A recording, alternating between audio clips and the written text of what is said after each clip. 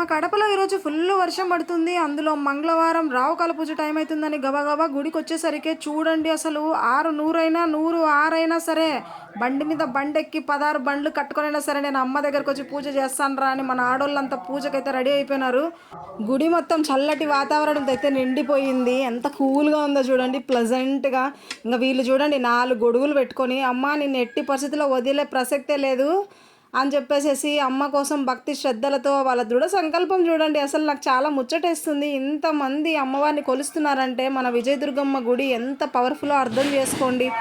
రూమ్‌లోకి వెళ్ళంగానే అసలు ప్లేస్ అయితే కొంచెం కూడా లేదు. మండపం పైన ఏదో కాస్త మూలన కొద్దిగా ప్లేస్ దొరికితే అక్కడ కూర్చొని సెటిల్ అయిపోయాననమాట. పూజ కూడా చాలా ఇంట్రెస్టింగ్‌గా ఉంటుందండి. ఎందుకంటే స్టార్టింగ్ అయితే మనకి ఎప్పుడు గణపతి పప్పానైతే మనం పూజిస్తాము. స్వామి కూడా మంచిగా చెప్పించి పూజ అయితే చేపిస్తారు ఎటువంటి విఘ్నాలు లేకుండా. సో, ఇదైతే చూడండి ఇది నవగ్రహాలనమాట. ఈ 9 నవగ్రహాలు మనకు ముఖ్యమనమాట ఈ పూజలో.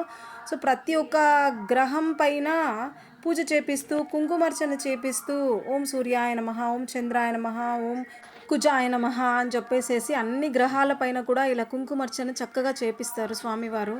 మనకు ఎటువంటి కాలసర్ప దోషం ఉన్నా, పోనీ మనకు ఎటువంటి దోషాలున్నా కూడా పోతాయి. అలానే కాకుండా మనం గట్టి నమ్మకంతో ఆ తల్లిని మనం ఎటువంటి కోరికలు కోరుకున్నా కూడా ధర్మబద్ధమైనటువంటివి ఖచ్చితంగా ఆ తల్లి భక్తి శ్రద్ధలతో చేస్తే మనకు వెంటనే త్వరగా పలుకుతుంది. ఇక్కడ చూడండి జెంట్స్‌ని కూడా చూడండి మధ్యలో ఆ అమ్మవారి బ్లెస్సింగ్స్ కోసం అని చెప్పి వాళ్ళు కూడా వాళ్ళ కోరికలు నెరవేర్చుకోవడానికి అమ్మవారి దగ్గర పూజనైతే చేస్తున్నారు. చూడండి ఈ పెద్ద అంకుల్ కూడా వచ్చి పూజ చేస్తున్నారు. ఇంకా అమ్మకు ఇష్టమైనటువంటి నిమ్మకాయనైతే నేను పెట్టాననమాట. అదొక శక్తి మనకు నిమ్మకాయ అంటేనే ఒక శక్తి. సో, ఇంక తర్వాత మనకు 16 నామాలు చెప్పిస్తూ స్వామివారైతే పూలతో అమ్మవారికి అర్చన చేపిస్తారు.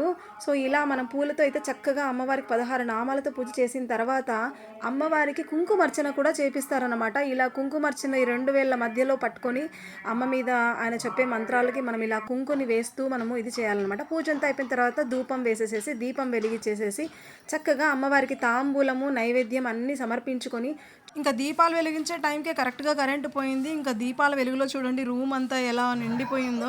సో, ఇలా మా ఫ్రెండ్‌తో అయితే మేము ఇలా అమ్మవారికి దర్శించుకున్నాం.